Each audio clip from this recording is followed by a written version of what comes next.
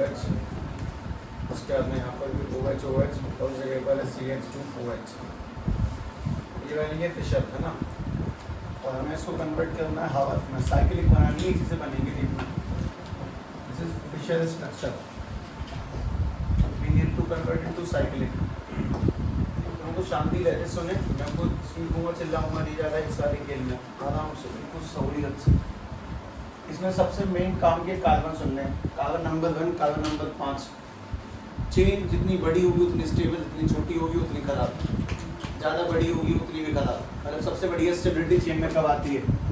अगर कार्बन की चेन 6 की है तो काफ़ी स्टेबल है, 5 की है तो भी काफ़ी स्टेबल है, 4 की है तो भी काफ़ी स्टेबल है, लेकिन उससे आगे स्टेबिलिटी कम होती है लगातार। मतलब कि अगर 5, 4, 6 में तो ठीक है, 3 की चेन है अनस्टेबल, 7 की चेन है अनस्टेबल, सीधी सीधी बात ये। खैर ये बात ऐसी बोल दी है, दिमाग में कुछ बात चली जाएगी हल्की फुल्की। अब इसमें काम के कार्बन देखें और स्ट्रक्चर को बनता हुआ देखेंगे। कहने को टॉपिक बहुत छोटा सा भी हो सकता है तुम्हारे हिसाब से, पर गहराई समझे ध्यान से। कल मैं तुम्हें एक बात तो बताइए, पायरन और फ्यूजन क्या चीज़ है? पायरन किसे बोलते हैं? 5 कार्बन की चेन, P से 5, P से पायरन, बढ़िया मैच करता। और फ्यूजन यानी कि F से 4, F से फ्यूजन। तो अपन लोग भूल नहीं सकते इन चीज़ों को याद करने का वो तरीका, तो बस ध्यान से हावर्थ नहीं पढ़नी है। हालांकि इसके बाद मैं प्रोटीन पे आके रिएक्शंस करवा सकता हूँ, पर नहीं, पहले टारगेट हावर्थ खत्म हो जाए। हाँ भाई, सबसे पहली काम की बात कि कार्बन नंबर 1 मेन कार्बन, ये वाला दूसरा, तीसरा, चौथा, 5वां हावर्थ प्रोटेक्शन बनाने के लिए हमारे पास सबसे मेन जो कार्बन है वो तो एक तो 5वां है, दूसरा पहला है। अगर पहले से इस बॉन्ड को तोड़ने का प्रयास करें तो बताओ O पे कैसा आएगा? O पे कैसा आएगा? Partially negative. और कार्बन पे कैसा आ जाएगा? Partially positive. और अगर यहाँ से देखा जाएगा तो यहाँ से OH को तोड़ेंगे तो इस पर कैसा आएगा? H पर कैसा आएगा? Partially positive. ऊपर कैसा आएगा? Partially negative. चीज़ें कौन सी कहाँ जोड़ेंगे वो देखना, इनको बस घुमा के जोड़ना है। तुम ऐसा मानो कि अपने पास में एक लोहे की रॉड है, उसको ऐसे बेंड करके मैं ऐसे घुमा के जोड़ दूंगा, इसको बोलते हैं हावर्थ प्रोटेक्शन। मतलब ये सीधी कार्बन की चेन है और मैं इसको यूं करके बेंड करके जोड़ने वाला हूँ। और ये चीज़ें एनिमेशन से पढ़ाई जाती हैं, एनिमेट हो सकती हैं चीज़ें, पर मैं फिलहाल एनिमेट नहीं करूँगा। फिलहाल अपने दिमाग से एनिमेट करें कि अपने पास में ये सीधी कार्बन की चेन और मैं इसे घुमा के जोड़ने वाला हूँ। अब मैं इसको कैसे जोड़ता हूँ वो सुनना ध्यान से। सबसे पहली बात बताओ, ये जो H पॉजिटिव है वो किस आदमी जाके अटैच होगा? ऊपर O नेगेटिव है, O नेगेटिव से नीचे वाला H पॉजिटिव कनेक्ट होगा। जिस दिन ये कनेक्ट होगा उस दिन इसकी शेप कुछ ऐसी दिखाई देगी। Carbon 1, carbon 2, carbon 3, carbon 4, carbon 5 अपना मेन कार्बन, और कार्बन 6 है CH2OH। इसमें मैंने यहाँ पर H लगाई नहीं है, ठीक है। यहाँ पर भी H, यहाँ पर भी H, ये वाला OH, वापस से वाला OH और H, यहाँ पर ये वाला OH और H, यहाँ पर H लगा। ऑक्सीजन के पास में कौन सा चार्ज आ चुका है? इस वाले पर नेगेटिव। और कार्बन पे क्या आ चुका है?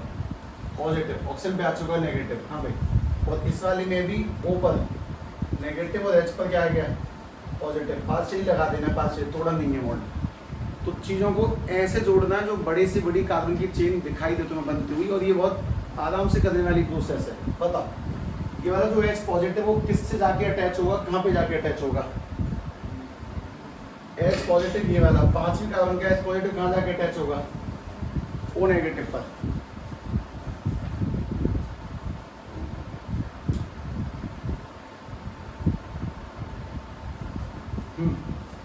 पांचवें कार्बन का ये इस वाले से जाकर कनेक्ट होगा, सबसे पहली बात तो ये। और जिस दिन ये इस पे जाकर कनेक्ट होगा, यहाँ पे क्या बन जाएगा? OH। और उसके बाद में जिस दिन H यहाँ जा कनेक्ट होगा वो बन जाएगा OH। और जो नेगेटिव का ऑक्सीजन है वो कहाँ जा कनेक्ट होगा? पॉजिटिव कार्बन से। नेगेटिव का ऑक्सीजन कनेक्ट हो जाएगा पॉजिटिव के कार्बन से।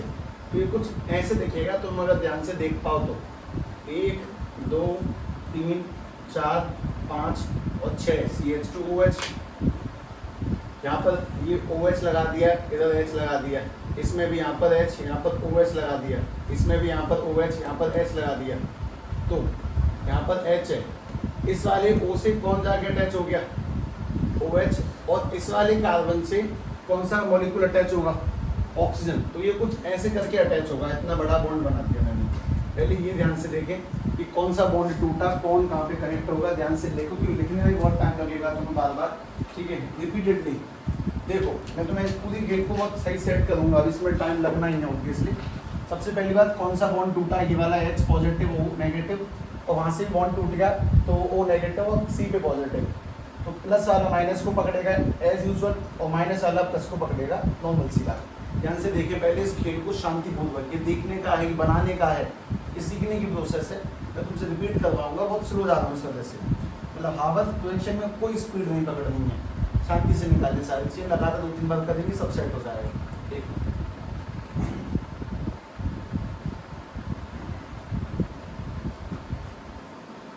अब ये बताओ कि 5वें कार्बन और पहले कार्बन के बीच में किसका लिंक है? ऑक्सीजन का। 5वें से पहला अटैच है और उनके बीच में जो उनको कनेक्ट करने वाला जंक्शन पॉइंट है वो ऑक्सीजन का मॉलिक्यूल है। पहले यहाँ से बॉन्ड तोड़ो, वहाँ पे तोड़ के जोड़ने वाली प्रोसेस को समझ के देखें, समझदारी वाली चीज़ है, शांति से देखिए।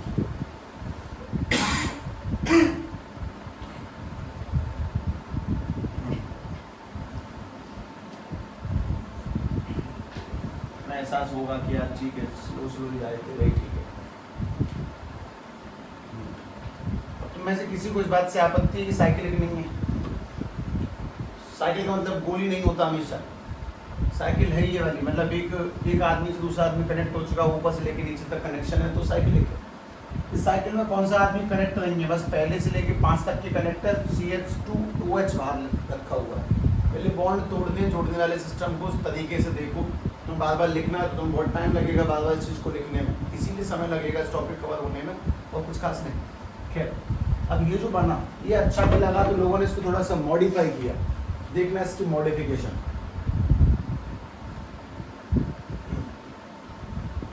इसकी मॉडिफिकेशन ध्यान से देखना।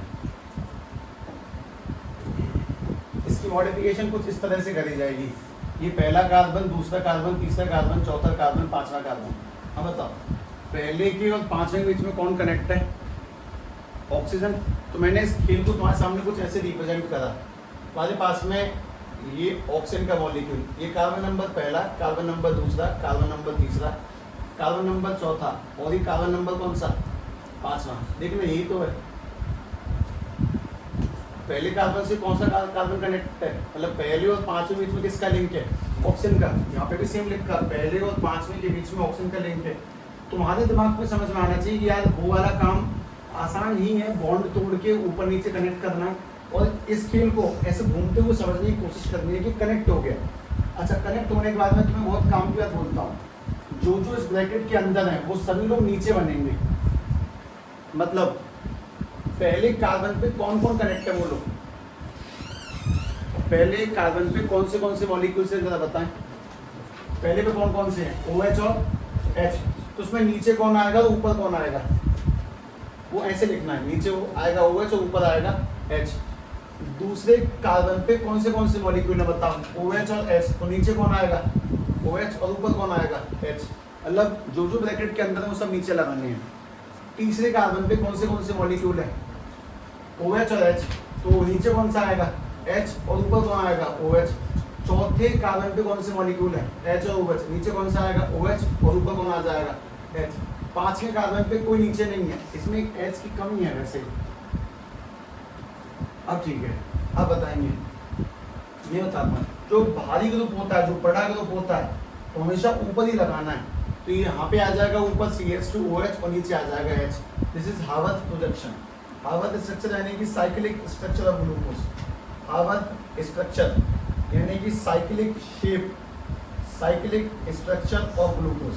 ठीक है, ध्यान से देखिए, साइक्लिक स्ट्रक्चर ऑफ ग्लूकोज तरीके से शांति से देखें, मैंने किस तरह से कौन सा मॉलिक्यूल कहाँ तोड़ा, कहाँ जोड़ा, कैसे घुमाया, पहले और 5वें के बीच में किस तरह की शेप बनाई, और ब्रैकेट में कौन किसके अंदर आएगा वो। मतलब अगर तुम किसी आदमी को चलते फिरते कॉमन सेंस पर ऐसे बोल दोगे भैया C6H12O6 क्या होता है, वो जवाब दे देगा ग्लूकोज। उसके बाद में तुम ये वाला लिख दोगे ऐसे करके, तुमने अटक जाएगा। मैं 10-20 मिनट अगर ध्यान से देखिएगा, कार्बन गिन लेगा, हाइड्रोजन गिन लेगा, ऑक्सीजन गिन लेगा, तो भी तुक्का मार सकता है ग्लूकोज। लेकिन अगर तुमने उसको यहाँ बोल दिया कि भाई ये कौन शेप है और तुम उसको बोलो कि भैया ये C6H12O6 है, ग्लूकोज है, मानने को तैयार ही नहीं होगा आदमी।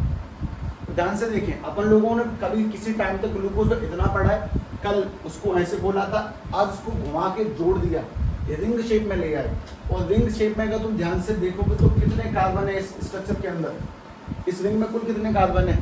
5 और 1 ऑक्सीजन है। जब 5 कार्बन और 1 ऑक्सीजन का लिंक होता है तो उस रिंग को हम लोग हेक्सेन नहीं कहते, उस रिंग को अपन लोग बेंजीन भी नहीं कहते हैं। इस रिंग को is called पायरन shape of glucose, पायरन structure of glucose, पायरन structure of glucose. इसी को हार्वर्ड कहते हैं कि उन्होंने बनाया था।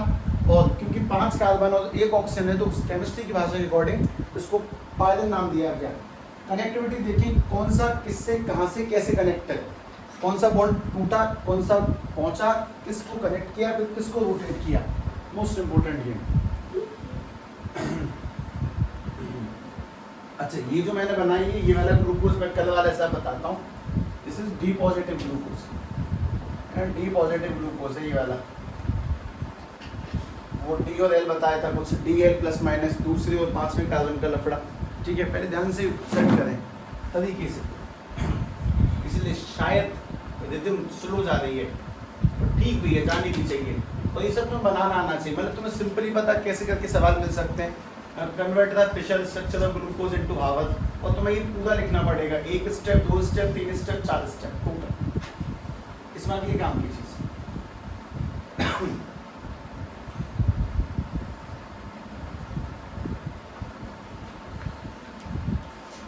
अच्छा, किसी भी कंपाउंड की अलग अलग शेप होना, मतलब फॉर्मूला सेम है और अलग अलग शेप है, उसे क्या बोलते हैं हम लोग? आइसोमर। अलग अलग शेप होना लेकिन फॉर्मूला सबका सेम, दैट है आइसोमर। यहाँ पर भी एक बात आएगी निकल के, देखना। अब ये जो ग्लूकोज का मॉलिक्यूल बनाया, मैं इसी को दोबारा बनाता हूँ, समझें। ये जो ग्लूकोज का मॉलिक्यूल है इसी को वापस से रीबिल्ड किया। अपने पास में कार्बन नंबर 5, ये ऑक्सीजन, ये वाला कार्बन नंबर 1, उसके बाद में ये दूसरा, ये वाला तीसरा, ये वाला चौथा कार्बन, ये 4 कार्बन के मॉलिक्यूल्स हो गए, 4 कार्बन के मॉलिक्यूल्स। ठीक है, और इसमें मैंने बाकी सारी चीज़ जैसे धीमे सेट कर ली थी। ऊपर आ जाएगा CH2OH, नीचे इसमें आ जाएगा H, इस वाले में OH, इस वाले में H, इस वाले में ऊपर आ जाएगा OH, इस वाले में H, इस वाले में भी ऊपर H, नीचे OH। चलो पहले कार्बन को ध्यान से देखें, अभी तक कोई अंतर नहीं है सब में, देख लो टोटल डिट्टो सेम है, जो जहाँ पे ऊपर नीचे नहीं लगाया। पहले में एक चेंज है, मैंने ऊपर रखा OH और नीचे रख दिया H, देखें इसमें पहले कार्बन में बाकियों से थोड़ा सा डिफरेंस है। पहले में OH और H को चेंज किया। ये जो पहली वाली शेप है जहाँ पे पहले में और दूसरे में दोनों OH नीचे हैं, इसको बोलते हैं, इससे बना है तो अल्फा ग्लूकोज कह लो, या फिर पूरा नाम देना चाहो तो वैसे अल्फा डी पॉजिटिव ग्लूकोज। और अगर तुमने पहले कार्बन पे OH को स्विच किया, अगर पहले कार्बन पे C1 पे OH को स्विच किया तो C1 पे जब OH को स्विच करेंगे तो जो ग्लूकोज बनेगा उसको बोलते हैं बीटा ग्लूकोज, यानी this is beta D positive glucose. ठीक है, पहली बात की ध्यान से देखें, beta D positive glucose alpha D positive glucose में क्या फर्क है? मतलब दोनों में एक ही अंतर है, सबसे पहले रिंग बननी चाहिए, रिंग बनने के बाद में पहले कार्बन पे OH को स्विच करना, ऊपर या नीचे लगाने वाला चक्कर बस पहले पर। अगर दोनों में नीचे है तो अल्फा है और एक में ऊपर एक में नीचे है तो बीटा है। मुझे एक सिंपल सवाल का जवाब देंगे अपने कॉमन सेंस की बुद्धि से, इन अल्फा डी पॉजिटिव ग्लूकोज में बीटा डी पॉजिटिव ग्लूकोज में ज़्यादा स्टेबल कौन सा है? बस तुक्का मारना है, तुक्का मारे। अल्फा डी पॉजिटिव ग्लूकोज में और बीटा डी पॉजिटिव ग्लूकोज में ज़्यादा स्टेबल कौन सा है? पैटर्न देखें, पैटर्न इसका पैटर्न अच्छा है अल्फा का कि बीटा का?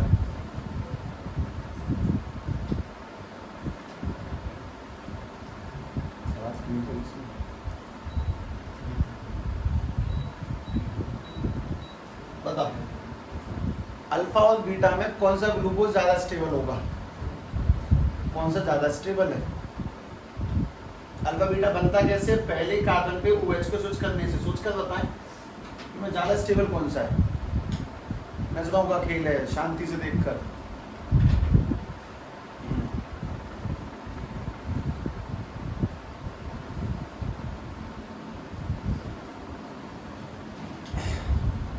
बताए कोई व्यक्ति उत्तर दे मुझे। अल्फा, ये अल्फा कह रही है, तो पड़ोसियों का भी अल्फा मान लो सबका, फिर बता दो, बता। दो ही ऑप्शन है, अल्फा और बीटा। देखते हैं किसके तुक्के सही जाते हैं। बस दो, बता। शिविका, बीटा, तो अल्फा हो गया। लो टिया, टिया और तदु डिट्टो सेम है, हम शक्ल है दोनों बहनें। मतलब ठीक, क्या कहूँ मैं, भले अंतर बहुत ज्यादा है एज का। उसको देखता हूँ एक बार को जो लगता है कि हाँ ये टिया ही है। तेरा अल्फा हो गया, तनिष्का बीटा, ऐसे सब आधे आधे बोल दो, मतलब मेरी किस्मत का खेल है। और क्या है पता, स्मिता बीटा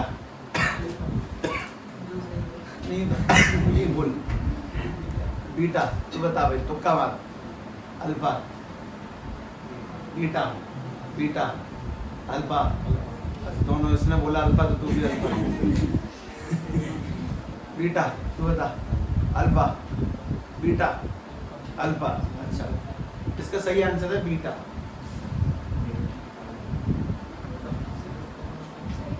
अच्छा, अब जिन्होंने बीटा बताया उनसे सवाल है, क्या रीजन हो सकता है? अरेंजमेंट अच्छा होना चाहिए, यही रीजन है, एग्जैक्टली यही रीजन है। देखो अरेंजमेंट बहुत बेहतरीन है इस कहानी में, जैसे कि इसमें OH ऊपर OH नीचे, OH ऊपर OH नीचे, मतलब एक ऊपर एक नीचे, एक ऊपर एक नीचे। अच्छा, मतलब भारी ऊपर भारी नीचे, भारी ऊपर भारी नीचे, भारी ऊपर। OH भारी को तो एज कम्पेयर टू H, तो भारी ऊपर भारी नीचे, भारी ऊपर भारी नीचे, भारी ऊपर। इस वाले में दोनों भारी नीचे, एक ऊपर एक नीचे, एक ऊपर। मतलब सबसे बढ़िया पैटर्न किसमें बना? बीटा में। तो एक काम की बात ये कि बिल्कुल नॉर्मली, मतलब पॉइंटों को अरेंज कर लें, मतलब कोई ऐसी बात थोड़ी है कि जो मैं नोट्स में लिखवा दूँ।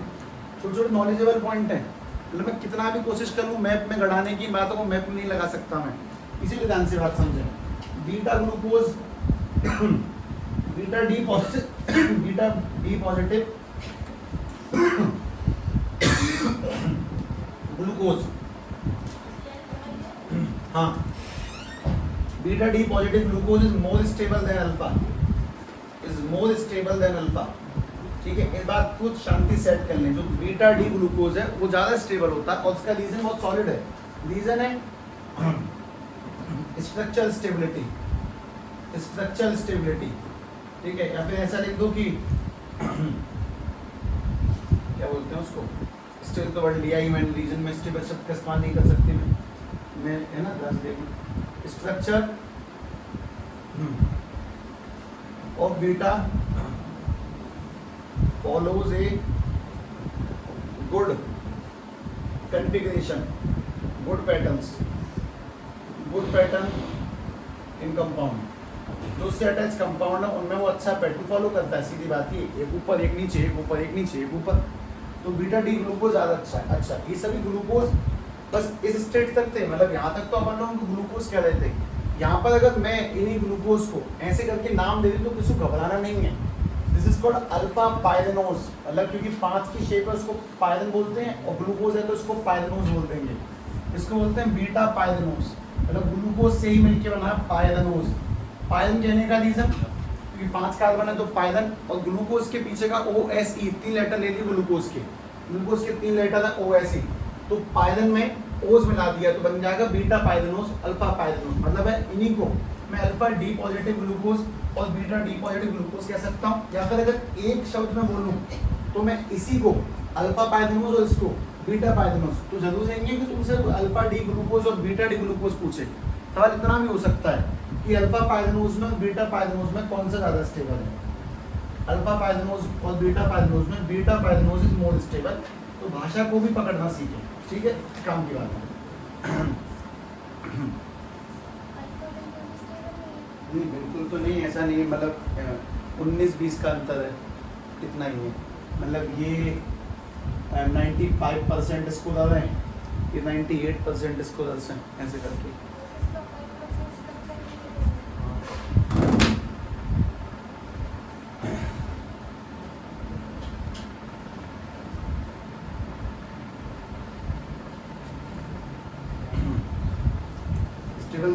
बस वो ज़्यादा है, बस इतनी बात है। अच्छा अब इस मैंगली काम की बात वो सुने, इन दोनों का फॉर्मूला सेम है, इन दोनों की क्या अलग है? स्ट्रक्चर। ऐसे कंपाउंड जिनके फॉर्मूले सेम होते हैं लेकिन स्ट्रक्चर अलग होती है, इन कंपाउंड को अपन लोग क्या बोलते हैं? इन्हें आइसोमर नहीं कहते हैं, इनके लिए नया शब्द है, ठीक है वो ध्यान से देखिए। आइसोमर से मिलता जुलता है लेकिन अच्छा शब्द है, ठीक है ध्यान से देखना। मैं 1 2 3 4 यहाँ लिख रहा हूँ, ठीक है। 2 different cyclic structure of glucose, cyclic structure of glucose due to C1, due to position at C1।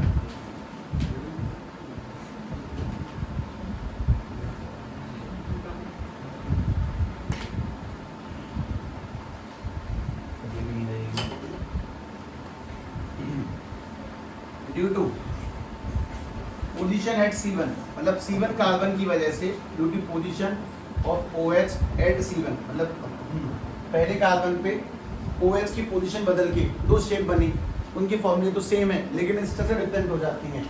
Are called, इनको अपन लोग आइसोमर नहीं कहते हैं, इनको कुछ और नाम दिया गया है।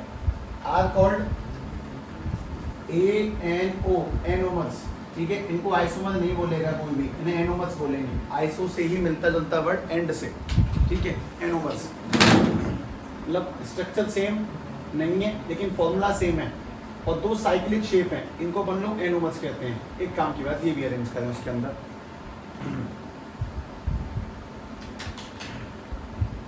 ये बनाने से आएगा मतलब तुम इस बात को समझो कि अगर कोई तुम्हें बस इतना बोल दे कि हार्वर्ड स्ट्रक्चर पढ़ाओ तो तुम्हें उसको यहाँ से लेके यहाँ तक पूरा पढ़ाना है, फिर नीचे की स्टेबिलिटी बतानी है, बताना है कि एनोमर्स क्या नहीं कहते हैं, टोटल इतना सब कुछ सेट करना होता है।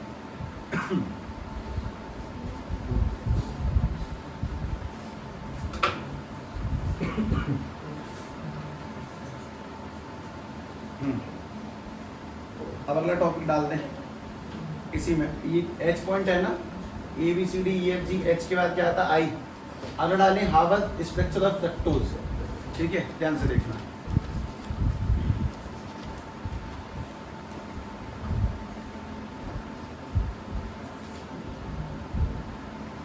सॉरी चल रहा है अभी यार इस टाइम पे,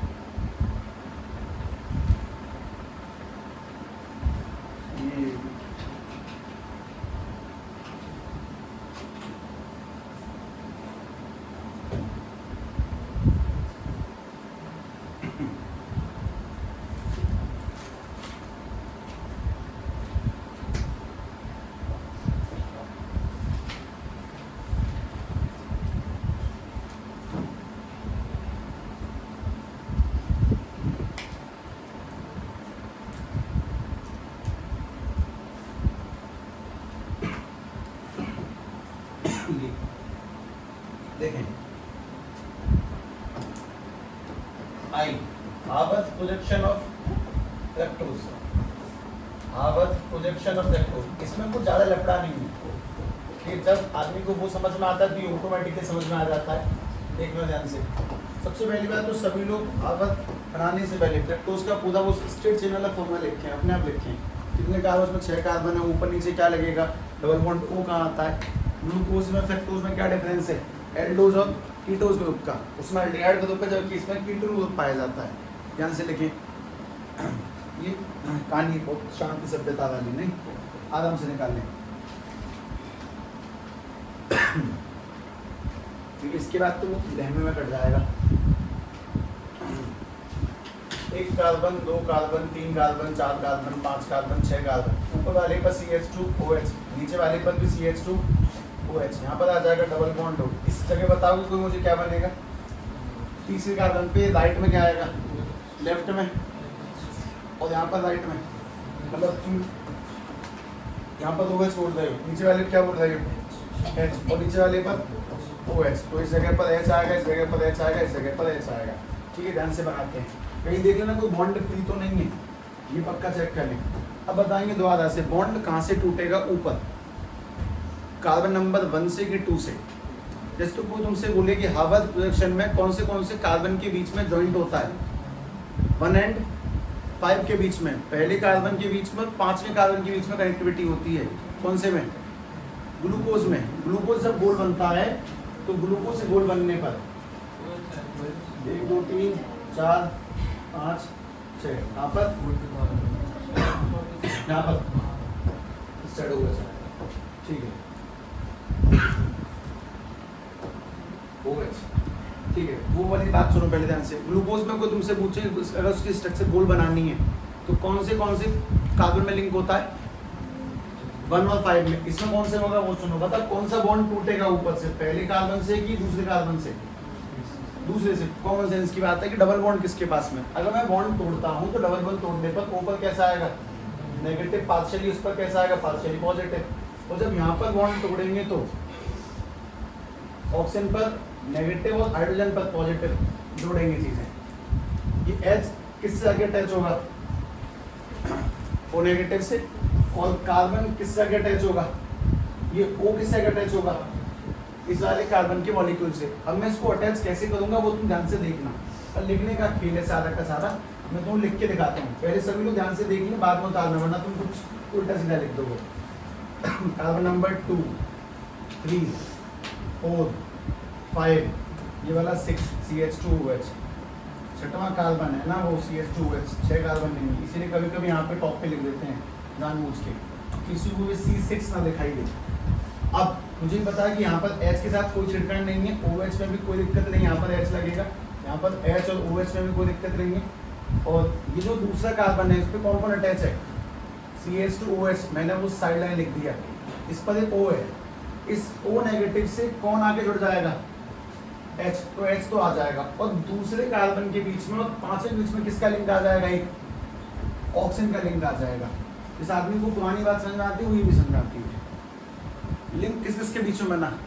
कार्बन नंबर 2 के बीच में, कार्बन नंबर 5 के बीच में। तुम अगर कभी चीज़ों को तरीके समझना चाहो ना तो जस्ट अंडरस्टैंड करें फीलिंग कि मुझे इसे याद करने की नीड नहीं होती होगी शायद। मुझे बस इतना पता है कि मुझे बॉन्ड तोड़ने हैं, चीज़ों को मैं खिसका देना साइड में और अटैच कर दूंगा, मैं कर लूंगा अपने आप। तो उस हैबिट को बनाएं, मतलब कि प्रैक्टिस करें चीज़ों को जोड़ने तोड़ने की। लिख के जो प्रैक्टिस करनी होती है यही करनी होती है। सब मैं आँख मींच के भी कामों कर सकता हूँ। अच्छा, अब जरा ये बताएं जब गोल बनेगा तो कुल चेन में कितने लोग आएंगे, कितने कार्बन आएंगे? 5 4 2 3, और बीच में किसका लिंक होगा? एक O का। जब इस लिंक को मैं दिखाऊंगा तुम्हें तो ध्यान से देखना, अभी तुम लिख रहे होगा शायद।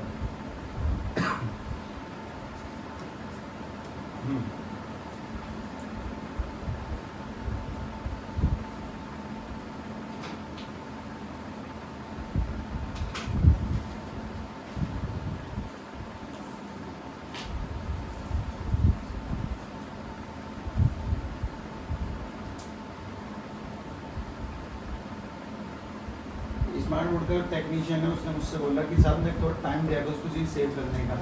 अब वो जल्दी लिखते हुए वो लैग हो जाता है।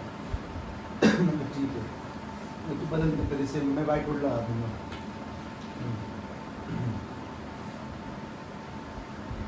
हाँ भाई, लिंक देखें, किसको किससे कनेक्ट करना है? दूसरे कार्बन किससे कनेक्ट करना है? 5 में से उनके बीच में कौन आएगा? ऑक्सीजन। तो ये ऑक्सीजन, ये carbon number 2, carbon number 3, carbon number 4। अगर जैसे तुम्हें ये शेप अच्छे लग रही है, मैं थोड़ा तरीके से देखना चाहते हो, ऐसे देखो इस तरह से। Carbon number 2, carbon number 3, carbon number 4 और कार्बन नंबर 5। देखना सही अटैच है। ऑक्सीजन किस किस के बीच में है? कार्बन नंबर 2 के और 5 के बीच में, 2 और 5 के बीच में। अब तुम मुझे बताओगे कि नीचे कौन आएगा और ऊपर कौन आएगा, बताओ। जैसे कार्बन नंबर 2 पे ऊपर कौन आएगा? जो ब्रैकेट के अंदर वो तो नीचे आएंगे, यानी कि OH नीचे, और ऊपर कौन सा आएगा?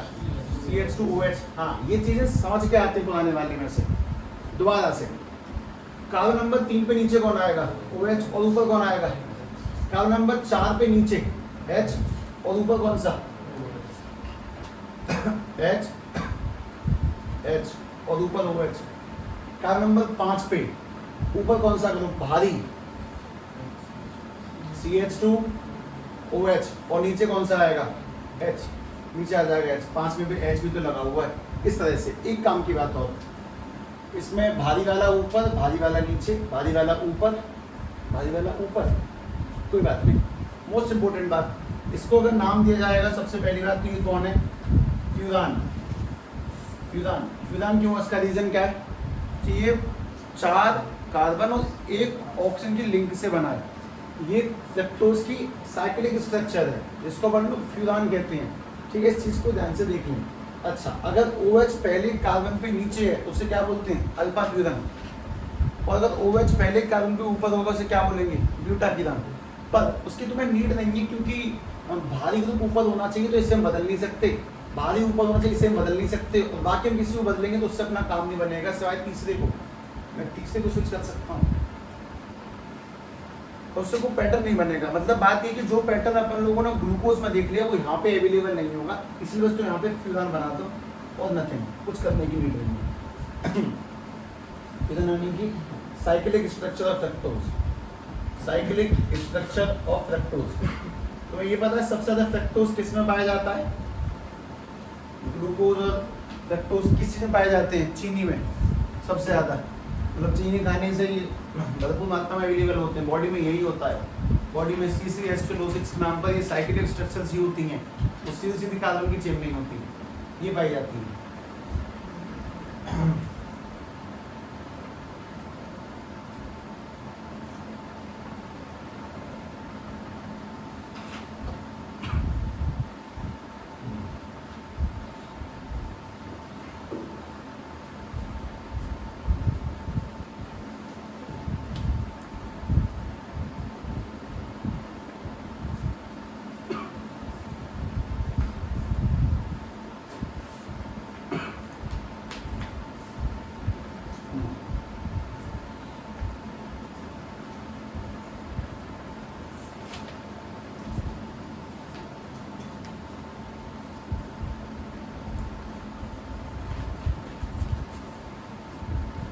लिख दिया, बना दिया नहीं ये वाला, ठीक है।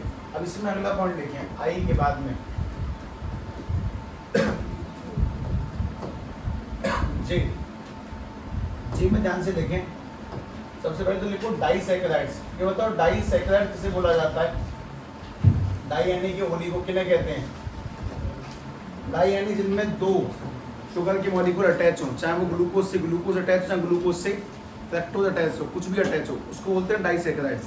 यानी कि when 2 monosaccharides are connected, when 2 monosaccharides are connected, जब 2 मोनोसैकेराइड्स कनेक्ट होते हैं तो उसको बोला जाता है डाइसैकेराइड्स। सबसे पहले काम की बात तो ये। अब इसी में दूसरी काम की अटैच करते हैं कि कैसे क्या बनेगा वो समझना। डाइसैकेराइड्स में हमें ये सीखना है कि 2 ग्लूकोज के मॉलिक्यूल आके लिंक कैसे होंगे। ठीक है, पहले ग्लूकोज के मॉलिक्यूल की लिंकेज समझो, उसके अगली मॉलिक्यूल की लिंकेज दिखाता हूँ। जैसे मैं इसके नेट में बैठ के दिखा सकता हूँ, एक मिनट ऑन कर देता हूँ, कनेक्ट होगा तब तक। मैं वक्त तो बना देता हूँ उससे पहले।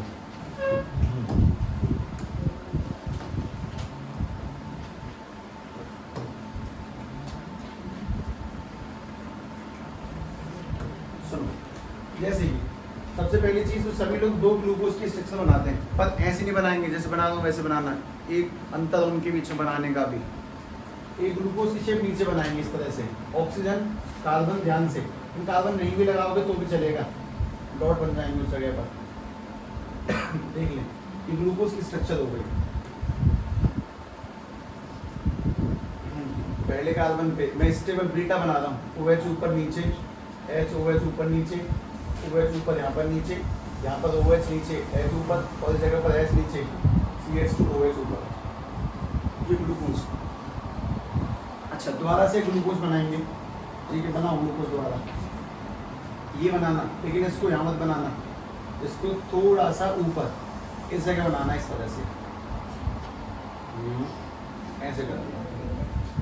मतलब ऐसे बनाना है कि तुम्हें अगर समझाया जाए तो कार्बन को चेक करो, ये कौन सा कार्बन है, ये वाला कौन सा कार्बन है, पहला, दूसरा, तीसरा, चौथा, पांचवा।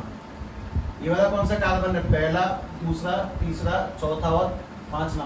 पहले कार्बन के ऊपर चौथे कार्बन को रखते हुए बनाए, दो ग्लूकोज, मैं तुम्हें ग्लूकोज के मॉलिक्यूल जोड़ना सिखा रहा हूँ जो नेचुरली जुड़ते हैं, मतलब नेचर में यही काम हो रहा है, अपने आप मॉलिक्यूल्स कनेक्ट हो जाते हैं, जुड़ जाते हैं, इंसान बन जाता है। और ये इसके पीछे का कोई साइंटिफिक एविडेंस नहीं है कि आगे काम हो कैसे रहा है, साइंस ने बस इनको खोजा है, उनको बदल नहीं सकते हैं। ठीक है, ध्यान से करें। ऐसे दो ग्लूकोज के मॉलिक्यूल बनाओ और एक के पास 4 लगना चाहिए।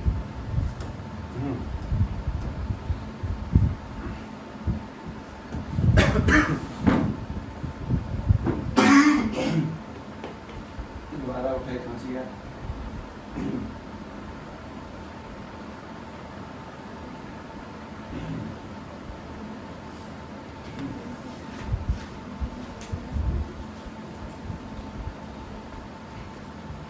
ये बताएं, दो ग्लूकोज के मॉलिक्यूल को तोड़ने के लिए हमने उसको क्या दिया था, C12H22O11 को 2 पार्ट में तोड़ने के लिए क्या करा था, चेक कर लेना जरा पीछे जाके। पानी वाटर हाइड्रोलाइज किया था, उससे 2 मॉलिक्यूल वो पार्ट में डिवाइड हो गए। अब उल्टा करने वाला हूँ, पहले तुम बना दो ध्यान से, है ना। उसका तुम्हें समझ में आएगा कि हमारी बॉडी में जितनी भी ग्लूकोज की चेन है वो ऐसी बनी होती है। देखना ध्यान से।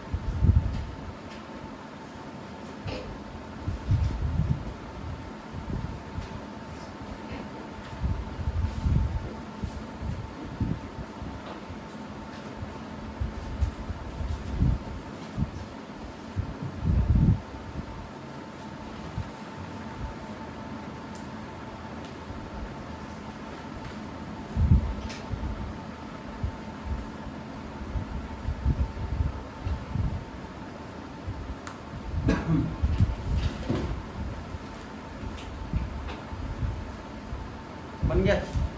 अब ध्यान से पहले कुछ सवालों के जवाब। अब पायलन में जो गोल शेप बनती है, कौन से कार्बन के बीच में वो लगता है,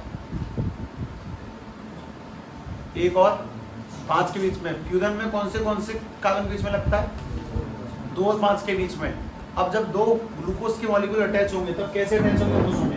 पहली बात तो ये भी एक ग्लूकोज है, ये भी एक ग्लूकोज है और ये भी एक ग्लूकोज है, इनमें कोई भी फ्रैक्टोज थोड़ी है। अगर दोनों के दोनों ग्लूकोज है, ध्यान से देखना, अगर दोनों ग्लूकोज है तो इन दोनों जगहों से कार्बन नंबर 1 से कार्बन नंबर 4 से मिलके निकल जाएगा वाटर का मॉलिक्यूल, H2 बाहर हो जाएगा। और इन दोनों से जैसे ही H2O बाहर होगा, H2 बाहर होने के बाद में, अब तुम बार बार इतना कुछ लिखने की नीड नहीं है, सीधे ध्यान से देखना, 1 2 ऑक्सीजन नीचे, 3 4 5 6 और वापस से इसमें भी 1 2 ऑक्सीजन कार्बन नीचे, ये वाला बनाना नहीं है। इस तरह से ये भी ग्लूकोज है, ये भी ग्लूकोज है। इस पहले वाले ग्लूकोज पर H और O है और दूसरे वाले ग्लूकोज के ऊपर इस वाले कार्बन पे H, इससे कनेक्ट हो जाएगा। और ऐसे 2 ग्लूकोज के मॉलिक्यूल अटैच होते हैं, और ऐसे 2 नहीं होते। हमारी बॉडी में से मिलियंस ऑफ ग्लूकोज के मॉलिक्यूल, मतलब कि हम जो एक चावल खाते हैं स्टार्च का, एक चावल का दाना, उसमें 100 1000 10 हज़ार के ग्लूकोज के मॉलिक्यूल अटैच होते हैं, ऐसा माने। और जब बॉडी में जाते हैं 10 हज़ार मॉलिक्यूल्स टूटते हैं, पचते हैं, उसी को पाचन कहते हैं। तो ये बहुत कॉम्प्लेक्स प्रोसेस हो जाती है अपने आप में तोड़ने के लिए, और इसीलिए पानी पीना इंपॉर्टेंट है, क्योंकि पानी ही ग्लूकोज को ब्रेक डाउन करेगा। जब वो टूटेगा तब उससे 38 ATP एनर्जी निकलती है। तो ये 2 ग्लूकोज के मॉलिक्यूल का जो लिंक है वो कौन से के बीच में, लिंकेज किस के बीच में, carbon number 1 and carbon number 4 के बीच में। किस का, ग्लूकोज और ग्लूकोज का लिंक, ग्लूकोज और ग्लूकोज का जो लिंक है वो कार्बन नंबर 1 और 4 के बीच में। और जब ये जुड़ते हैं तो इनमें से क्या निकल जाती है, OH और H, वाटर का मॉलिक्यूल बाहर निकलेगा और पहला कार्बन दूसरे चौथे कार्बन को O की सहायता से जकड़ लेगा और ये एक ग्लूकोज की शेप बन जाएगी। और ये जो दोनों के बीच में जो लिंक बना है, ये दोनों के बीच में शेप बनी है, इसी बॉन्ड को अपन लोग नाम देते हैं उसका नाम है glycosidic linkage. That bond is called glycosidic linkage. बहुत बेसिक से सवालों का जवाब, ग्लूकोज के मॉलिक्यूल एक दूसरे से कैसे अटैच होते हैं, ग्लाइकोसिडिक बॉन्ड से। ग्लाइकोसिडिक लिंकेज बोलो या फिर स्लैश लगा के ग्लाइकोसिडिक बॉन्ड लिख दो, ठीक है। और ऐसे दो नहीं होते हैं, 2 से 4 6 10 हज़ार करोड़ अरबों खरबों ग्लूकोज के मॉलिक्यूल कनेक्ट होके हमारी बॉडी को शेप देते हैं, ऐसा मान सकते हैं। पहले कार्बन चौथे कार्बन को जकड़ने के लिए H2O रिलीज करेगा और रिलीज होने के बाद में उनके बीच में एक कनेक्शन बनेगा, उसी कनेक्शन का नाम है ग्लाइकोसिडिक बॉन्ड या फिर ग्लाइकोसिडिक लिंकेज। मोस्ट इंपोर्टेंट बात, अगर हम लोग इसको दोबारा से वाटर देंगे तो वापस दोनों ग्लूकोज के मॉलिक्यूल टूट जाएंगे और उसको बोलते हैं हाइड्रोलाइज या फिर प्रिपरेशन ऑफ ग्लूकोज, तो तुम लोगों ने सबसे पहले पढ़ी थी। अच्छा, सिर्फ ग्लूकोज ही नहीं है, ऐसा और भी है, नाम कभी गलती से तुम्हारे कानों में आ गए, गलती से कभी कहीं से। ग्लूकोज ठीक है, लैक्टोज सुन लिया ठीक है, गैलेक्टोज, सुक्रोज, गैलेक्टोज अगर नहीं सुना है तो फिर कोई नहीं, वापस से बताता हूँ। हम लोगों ने कल परसों जब चीनी को, कल ही करा था शायद, जब C12H22O11 को हाइड्रोलाइज करा था तो उसमें क्या क्या बना था, एक तो ग्लूकोज बना था और एक लैक्टोज। मैं उन्हें दोबारा जोड़ के दिखाता हूँ, दोबारा देखिए। ग्लाइकोसिडिक लिंकेज, हर एक ग्लूकोज के मॉलिक्यूल में 2 ग्लूकोज को जोड़ने वाला जो बॉन्ड है दैट इज ग्लाइकोसिडिक बॉन्ड। याद रखें इस बात को, with the help of oxygen. मैं लिख दूंगा, याद रख तो रखेंगे, पर फिर भी लिख देता हूँ, ध्यान से देखिए।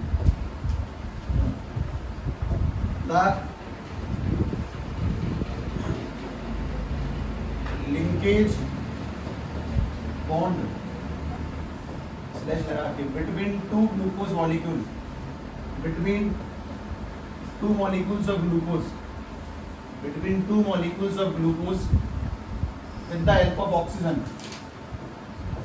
with the help of oxygen, help of oxygen is called glycosidic linkage। ठीक है, बस ध्यान से लिखते हैं। अब मैं एक बार वापस जोड़ के दिखाता हूँ, एक ग्लूकोज को एक फ्रक्टोज को, ये प्रैक्टिस से आएगा। मतलब तुम ऐसे अगर किसी को दिखा दो, मतलब किसी 8वीं 9वीं 11वीं के बालक को, भैया केमिस्ट्री में ये पढ़ रहा है, उसको होश तक नहीं आएगा कि चल क्या रहा है। उसके लेवल से देखें, अपने लेवल से देखें और फिर मेरे लेवल से देखें, ठीक है, कहाँ कितनी कठिन है। शायद हमारे अभ्यास में नहीं उतर रहेंगे तो ऑब्वियसली थोड़ा डर तो लगेगा, पर हाँ शांति से निकाली भी इसलिए जा देंगे आराम आराम से। और थ्योरेटिकल टोटल जितना पढ़ रहे हो दैट्स सफिशिएंट, कोई एक्स्ट्रा सवाल नहीं, कुछ नहीं।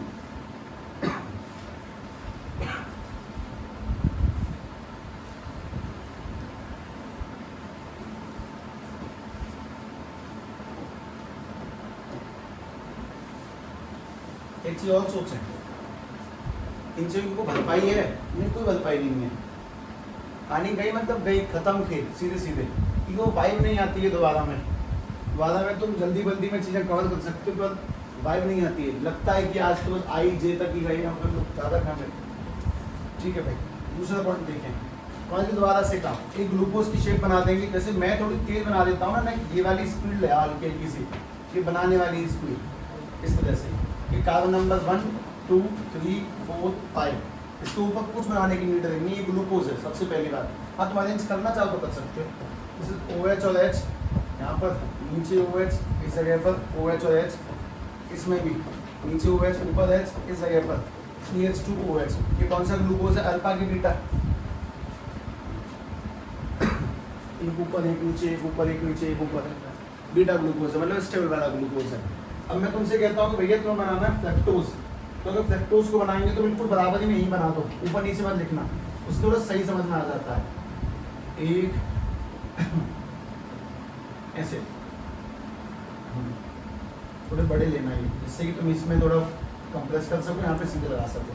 चलो नंबर बताएंगे, ये वाला कार्बन कौन से नंबर का है, कौन सा कार्बन, ये वाला कार्बन नंबर 2, ये वाला तीसरा, ये वाला चौथा, ये वाला पांचवा। अच्छा, बाकी के लोगों को अटैच करता हूँ मैं, ध्यान से देखिए इसको। हम लोगों ने इसमें ऊपर क्या अटैच कर रखा है, देख के बताना, देख के बताओ। CH2OH, मैं से स्विच भी कर दूँ तो भी कोई दिक्कत नहीं है, मैं अगर इसको स्विच कर दूँ तो कोई दिक्कत नहीं है, ध्यान रखें। मतलब सीधी सीधी बात है कि ये ग्लूकोज है और ये वाला मैं फ्रक्टोज बना रहा हूँ, ये बनाया मैंने फ्रक्टोज। तो अपने पास में ये लिखा हुआ है ऊपर CH2OH, अगर मैं इसको ऊपर की जगह नीचे लिख दूँ या फिर ऊपर भी लिख दूँ कोई दिक्कत नहीं है, बस को मैं इतना बता रहा हूँ कि सब ठीक है, कंफर्टेबल रहें। एक आध मॉलिक्यूल ऊपर नीचे लिखने से कोई अवस्था भंग नहीं हो जाती। OH ऊपर नीचे वापस से, OH ऊपर नीचे वापस से। हाँ, ये वाला कौन सा कार्बन है?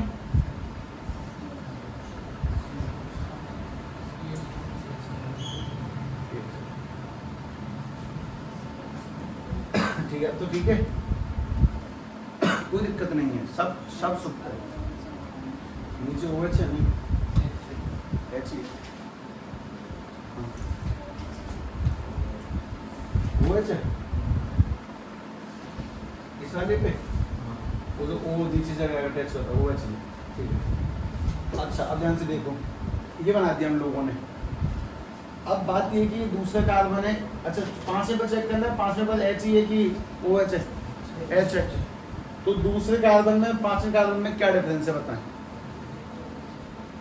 दोनों में एक ग्रुप कॉमन है ऊपर, CH2OH, दोनों में एक डिफरेंस भी है। दूसरे कार्बन पे क्या लगा हुआ है? OH, और 5वें पे क्या लगा हुआ? Only H। अगर कल को मैं तुम्हारे सामने स्केल को ऐसे लिख दूं, मैंने यहाँ से O हटा दिया और मैंने उस O को यहाँ लगा दिया, इसका क्या मतलब होगा? अगर मैंने O यहाँ से हटा के वहां लगा दिया तो इस बात का मतलब क्या निकलेगा? मतलब बता सकते हैं? इसका मतलब ये निकल के आएगा कि जिस जगह पर OH है वो कौन सा कार्बन नंबर है? 2। ये कौन सा है? 3। ये कौन सा है? 4। ये कौन सा है? 5। जहां पर OH मिलेगा वो कार्बन नंबर दूसरा। अच्छा, ये कौन सी शेप है? पाइथन। ये कौन सी है? फ्यूजन। मतलब ये ग्लूकोज है, ये कौन है? फ्रक्टोज। अभी हमने जब दो ग्लूकोज के मॉलिक्यूल जोड़े तो किससे किसको जोड़ा? 1 से 4 को। जब एक ग्लूकोज और एक फ्रक्टोज का मॉलिक्यूल जुड़ेगा तब 1 और 2 अटैच होंगे। मतलब यहाँ से OH और H निकाल दो और इन दोनों को अटैच करेंगे with the help of oxygen. वो अटैचमेंट ध्यान से देखना, बस शेप बना रहा हूँ क्योंकि बनाने में ऑब्वियसली टाइम तो लगता ही है इस वजह से। ये तो बन गया तुम्हारा ग्लूकोज। इस जगह पर O और यहाँ पे बन जाएगा एक फ्यूरान। फ्यूरान यानी कि इस तरह से ऑक्सीजन ऐसे करके। ये वाला भी कौन सा लिंकेज कहलाएगा? Glycosidic linkage. सीधी सीधी बात ये भी एक ग्लाइकोसिडिक लिंकेज है जिसकी हेल्प से कौन कौन अटैच हुए हैं? Glycosidic linkage. इसकी हेल्प से कौन कौन अटैच हुआ? ग्लूकोज और फ्रक्टोज। एक ग्लूकोज का मॉलिक्यूल और फ्रक्टोज का मॉलिक्यूल अटैच हुआ। और जब ग्लूकोज से फ्रक्टोज जुड़ता है उस शेप को अपन लोग क्या बोलते हैं? सुक्रोज यानी कि चीनी, यानी कि C12H22O11। ये चीनी का फॉर्मूला लिखा है, जैसे C12H22O11। ध्यान से देखना।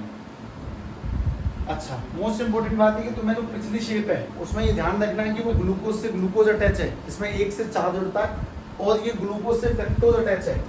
यहाँ ग्लूकोज से फ्रक्टोज अटैच किया गया है, ग्लूकोज और फ्रक्टोज को जोड़ा गया है जिससे कि बनेगा कौन? सुक्रोज यानी कि चीनी का मॉलिक्यूल बनेगा। और जब ये जुड़ेंगे तब इसमें कार्बन नंबर 1 से कार्बन नंबर 2 अटैच होता है, जबकि पिछले वाले में कार्बन नंबर 1 से कार्बन नंबर 4 अटैच होगा। ये बस याद करने वाली बात है जो ध्यान रहनी ही चाहिए हर हाल में। तो डायरेक्ट सवाल है, MCQ कितने हद तक आ सकते हैं सोचो। प्लस सिंपल MCQs भी दे दिए जाए तो MCQ ये बन जाएंगे कि फाइनल में कौन सा कार्बन किस कार्बन के साथ अटैच होता है? 1 से 5। फ्यूरान में 2 से 5। ग्लाइकोसिडिक लिंकेज अगर ग्लूकोज के मॉलिक्यूल्स के बीच में तो 1 से 5 है, नहीं 1 से 4 है। और अगर वो फ्रक्टोज और ग्लूकोज के बीच में तो 1 से 2 है। मतलब कितने कॉम्बिनेशंस बन सकते हैं? ये चीनी का फॉर्मूला लिखा है, किसी को अगर समय मिल जाए तो गिन लेना। C12H22O11 ही बैठेगा। तुमने पहली बार चीनी ऐसी देखी है, पर चीनी वाकई में यही होती है।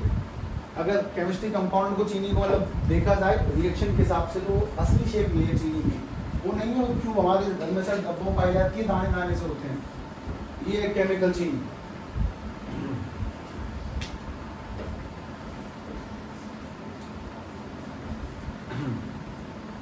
अब तो कुछ एहसास सा हुआ कि केमिस्ट्री सी पढ़ रही है,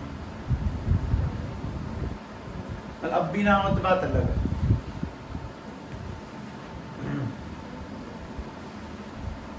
That's why you are in 12th.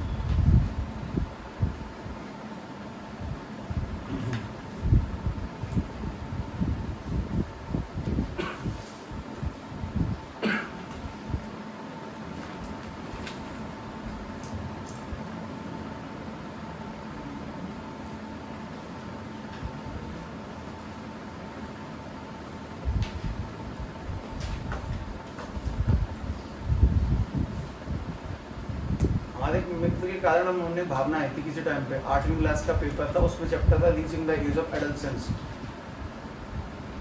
तो उसमें उसने कुछ हार्मोन गलत लिख दिया था, सर थायराइड का थायरोक्सिन हार्मोन था, उसने उसमें न्यूरो हार्मोन लिख दिया कुछ ऐसा। मैं उनसे पूछी गलत क्यों हो गया, उसने क्या भूल गया, बट मैं ठीक ठाक था, भूमेश नाम था उसका। कैसे गया मतलब मुझे समझ नहीं, मतलब मैं 8वीं 9वीं 10वीं तक मुझे लगता था पढ़ाई होती क्या चीज़ है, इसमें कठिन क्या है, उसको समझ में क्यों नहीं आ रहा है सामने वाले को, इसकी बुद्धि में जा क्यों नहीं ये बात की स्प्लिटिंग मेल्टम में कॉमन लिंक की तो एक ट्रिग्नोमेट्री कुछ ऐसे मतलब नॉर्मल एहसास होता है।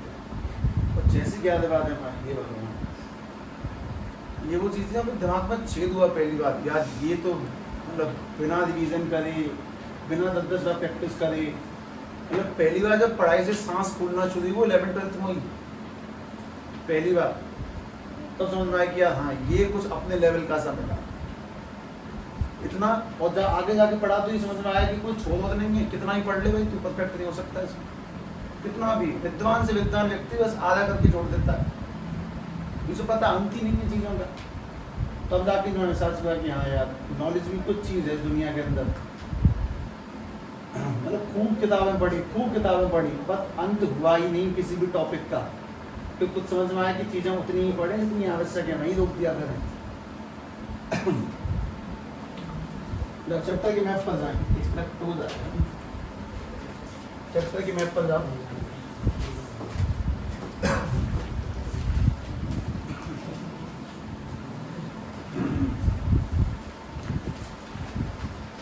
अगला हिस्सा क्या लिखा है,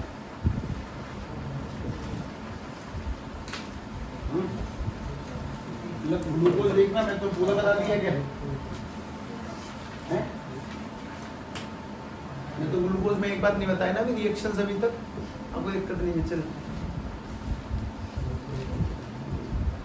ये लिंकेज तो शुगर तक पहुंच गए अपन लोग, शुगर्स को जोड़ते कैसे हैं। अब तुम्हारे पास में जो अगला टाइटल है सब लोग उसका अपने नाम डालते हैं, दैट इज प्रोटीन। ठीक है, प्रोटीन जो हमारी मस्कुलर डेवलपमेंट को हवा देता है, मसल्स डेवलप होती है, जिससे चोट बनती भी उसी से है, खुरंट जो बनते हैं चोट लगने पर वो भी उसी से बनते हैं। सारा डेवलपमेंट जो बॉडी मस्कुलर डेवलपमेंट प्रोटीन से होता है। ठीक है, इसे अपन लोग कल आदम करेंगे। ठीक है, चलो रिवीजन क्या करोगे, पेपर चल रहा है तुम्हारे, जिनके नहीं चल रहे वो रिवाइज कर लें बस। ठीक है चलो।